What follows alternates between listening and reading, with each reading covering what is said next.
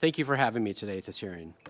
As we gather in this cavernous auditorium, we have an opportunity to reflect on not just the costly problem that Chairman Green described in her opening statement, but its root causes.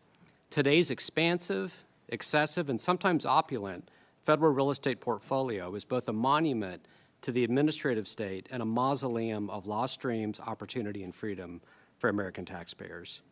In the early 20th century, progressives like Herbert Crowley dreamed of managing a complex new world with a managerial class. Crowley believed in, quote-unquote, increasing control over property in the public interest. He would no doubt be pleased to see this auditorium and the administrative state's impressive portfolio of office space.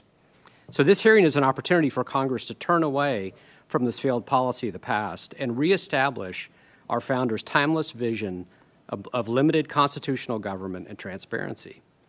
At Open the Books, we view transparency as a first principle in a free society.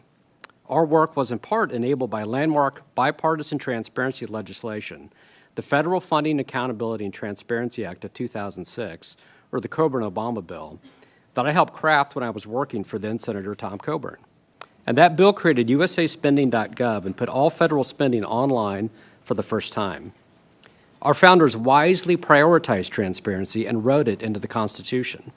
Article 1, Section 9, Clause 7 says that a regular statement and account of receipts and expenditures of all public money shall be published from time to time.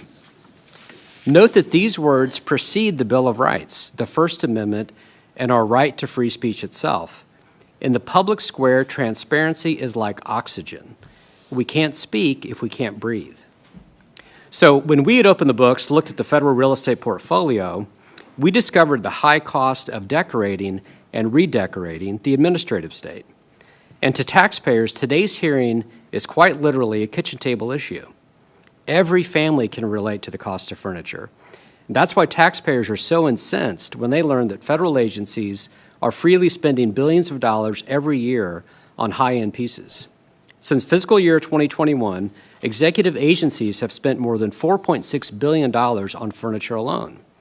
That amount could buy 9.2 million American families a modest $500 kitchen table. And of course, workplaces need desks, chairs, and meeting tables. And it's true that beautiful spaces can make us more productive. But beauty at what cost and on whose dime? Do federal employees need 7 figures worth of abstract modern art to make government run? The State Department spent $1.4 million on artwork for various embassies, including $200,000 to procure a pair of custom paintings from a contemporary abstract artist. Do they need high-end leather recliners worth thousands of dollars each? Our embassy in Islamabad is a place where you can put your feet up, thanks to 40 Ethan Allen chairs, which cost taxpayers $120,000. During the peak years of the COVID emergency, from 2020 to 2022, agencies spent $3.3 billion on furniture, even as work migrated to Zoom. The SEC managed to spend $700,000 furnishing a single conference room in New York. And social distancing guidelines failed to keep even the Centers for Disease Control from buying solar-powered picnic tables with charging ports that by their own rules should have sat unoccupied. And an added burden for taxpayers is that many spaces are in long-term disrepair, as we mentioned before. Federal buildings need $370 billion in fixes.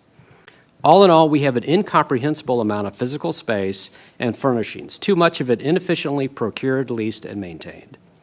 At Open the Books, we believe taxpayers are demanding transparency and accountability.